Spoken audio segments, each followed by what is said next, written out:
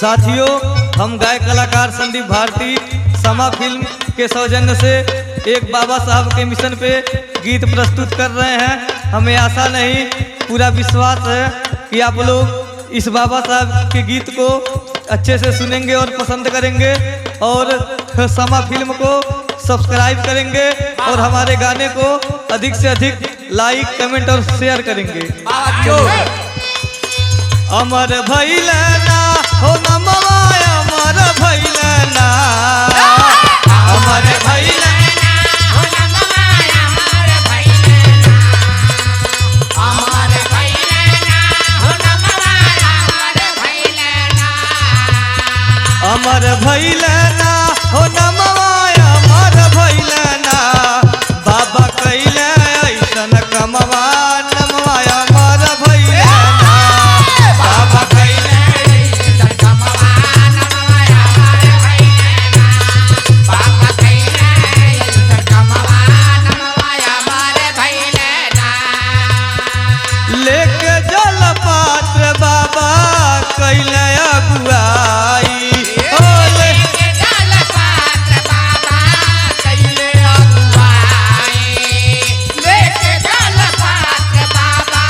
कैले अगुआई। कुआं पोखरा से पानी जबरी भराई,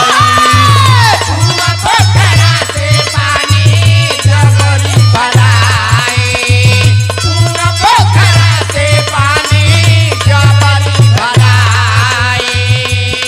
चाहे बुरा होई अन जमवा नमवा अमर भैलना,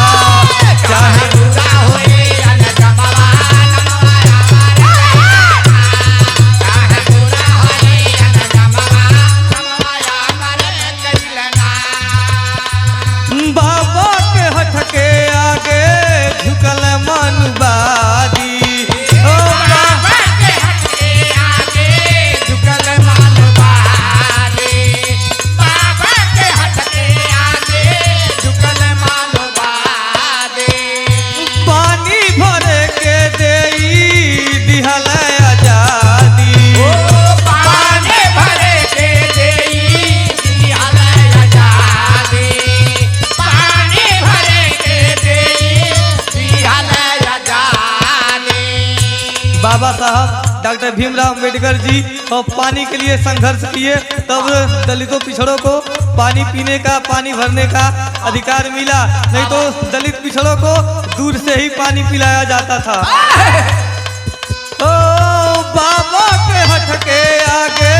झुकल मनुवादी, ओ बाबा के हट के आगे झुकल मानवादी, बाबा के हट के आगे झुकल मानवादी। पानी भरे के देई दिहल आजादी, ओ पानी भरे के देई दिहल आजादी, पानी भरे के देई दिहल आजादी।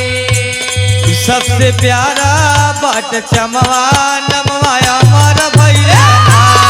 सबसे प्यारा बाट कमवा नमवा अमर भैलना, सबसे प्यारा बाट कमवा नमवा अमर भैलना। मंदिर के फाटक दलितन बद खोलवावा, मंदिर के फाटक दलितान बादे खोलवावाले, मंदिर के फाटक दलितान बादे खोलवावाले। तो पूजा करे के सबके हक दिलवावाला, ओ पूजा करे के सबके हक दिलवावाले, पूजा करे के सबके हक दिलवावाले। पहले एक समय था जब दलितों को मंदिर में प्रवेश करने नहीं दिया जाता था, उसके लिए बाबा साहब ने संघर्ष किया और सबको बराबर का अधिकार दिया और सबको पूजा करने का हक अधिकार दिया, सबके लिए मंदिर खुलवाए। मंदिर का फाटक दलितन बद खोलवावा, मंदिर के फाटक दलितान बादे खोलवावाले,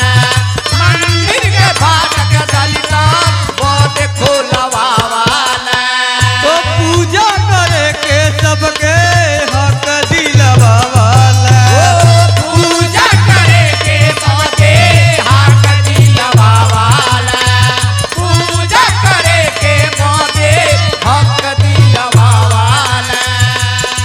सबसे प्यारा बौद्ध धर्मवा नमवा अमर भैलना सबसे प्यारा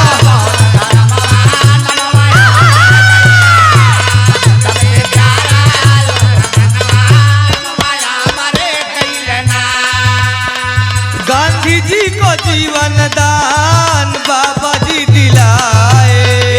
गांधी जी को जीवन दान बाबा जी दिलाए गांधी जी का जीवन दान बाबा जी दिलाए रच के संविधान बाबा लागू करवाए रच के संविधान बाबा लागू करवाए रच के संविधान बाबा लागू करवाए जब तक रही है सूरज चनवा नमवा अमर भैलना जब तक रही है सूरज नवा नवा जबल रैया सूरज नवा नवा मरे भैया 14 अप्रैल को खुशी से मनाते 14 अप्रैल को खुशियाँ मनाते 14 अप्रैल को खुशियाँ मनाते बाबा साहब के जन्मदिन मनाते बाबा साहेब के जन्मदिन मनाते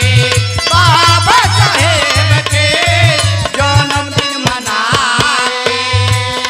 कैले दलितन के उत्थनवा नमवा अमर भैलना कैले दलितन के उठनवा नवा मरे भैलेना कैला दलतन के उठनवा नवा मरे भैलेना कहले बाबा साहब कदम आगे बढ़ावा कहल बाबा साहेब कदम आगे बढ़ावा कहल बाबा साहेब कदम आगे बढ़ावा लड़का या लड़की दोनों के पढ़ावा ओ लड़का लड़की दोनों के पढ़ावा लड़का लड़की दोनों के पढ़ावा कवि सूरज जी के रचनवा नमवा